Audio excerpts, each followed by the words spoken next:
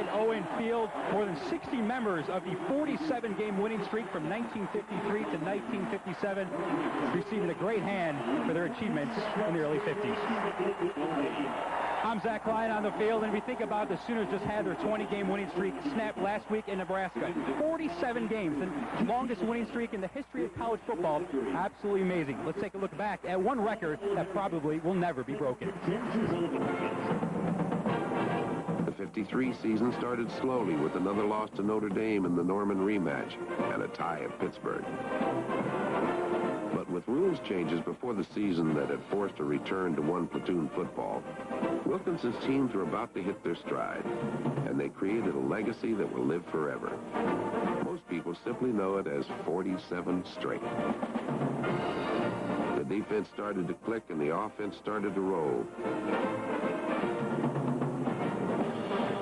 The Sooners posted 5 shutouts in 1953, including a stunning 7-0 upset of national champion Maryland, coached by Jim Tatum in the Orange Bowl. And it was more of the same in 54.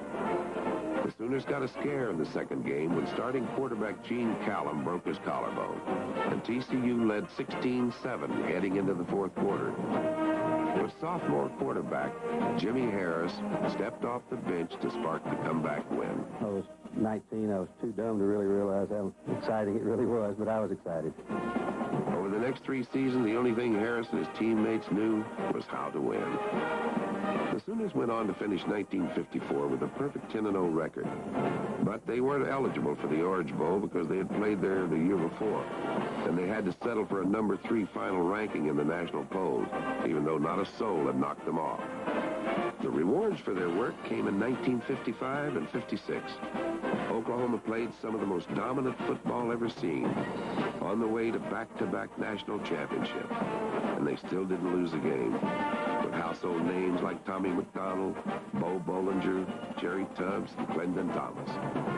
The program was so strong, some journalists suggested the 2 best teams in the country were Oklahoma's first and second squad. And the competition in practice was as fierce as anything the Sooners faced on Saturdays. They've discussed the fact that, you know, the best 2 teams in the nation, maybe our junior and senior year, were the number 1 team and the number 2 team. But, of course, it's like one of the old boys said, if they're both equal, Coach, can I be on the number 1 team? They had such tremendous depth. They would play you with 2 teams, you know, for a half or 3 quarters, get you on the run, and come into those 3rd and 4th team guys who were just as talented and really hungry to play, and that's when it really got dangerous out there. With so much talent, Wilkinson saw an opportunity. He could use OU's superior depth to wear down opponents. In 1955, he began to experiment with a hurry-up huddle. The premise was simple. If both teams control the ball for 30 minutes, the one that makes the most efficient use of its time will win the game. Well, if we run 15 more plays in the 30 minutes we've got the ball than they do, the yardage gained on those 15 plays is the yardage that will result in our victory. So we believed that, and we taught it, and we really went to great pains to have the players believe it. And it was Tommy McDonald who inspired the plan. He had adapted the attitude that no matter how hard he got hit, he was going to get back up and run to the huddle. So the other people who had hit him, they're lying around a little bit stunned, and by golly, he's fresh, and he's in the huddle, and he's ready to go. And Tommy was the catalyst that made the other people believe in it. The national champion Sooners unveiled a strategy to the nation in the Orange Bowl rematch with Maryland. It was January 1st, 1956, and the hurry-up offense blew the Terrapins away in the second half.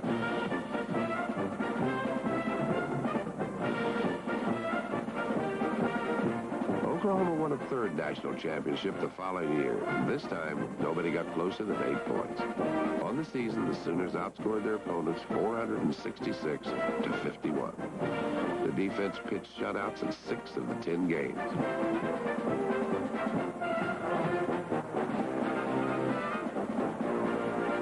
The dynasty hit its peak in a 40-0 destruction of Notre Dame at South Bend. It was an important moment for Bud Wilkinson. He wanted to beat Notre Dame bad, and their home stadium. And we were the most prepared of any time that I played, quarterback under him, or when I was up there. We were as prepared as any team I've ever been on. And we could have beaten them whatever we wanted, I guess. But that was probably the highlight of my college career.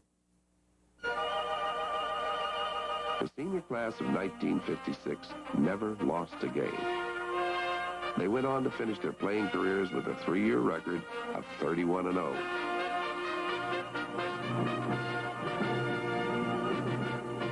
And our touchdown cameras are in Norman to record this historic football game. The Sooners are unbeaten in 47 straight games, and Oklahoma features a scoring streak of 123 consecutive contests, both of which are all-time collegiate marks. The last team to down OU was Notre Dame, and the Fighting Irish are Oklahoma's opponents today. Stay put, for you're going to see the game of the year. Play of the game, and Sooner fans are shocked. Dick Lynch behind Pietrasanti's bone-crushing block sweeps into the end zone for a touchdown. Notre Dame, a 3-touchdown underdog, leads the nation's number 2 team, Oklahoma, 7-0. This game isn't over yet. The Sooners roar back with Bennett Watts completing a 10-yard pitch to John Pello. Do or die for the Sooners. Dale Sherrod throws goalward, but Bob Williams, a standout for the Irish, makes a clutch interception. The kings of collegiate football are beaten. Notre Dame snaps Oklahoma's 47-game winning streak and hands the Sooners their first shutout in 124 consecutive games. The streak finally came to an end on November 16th, 1957.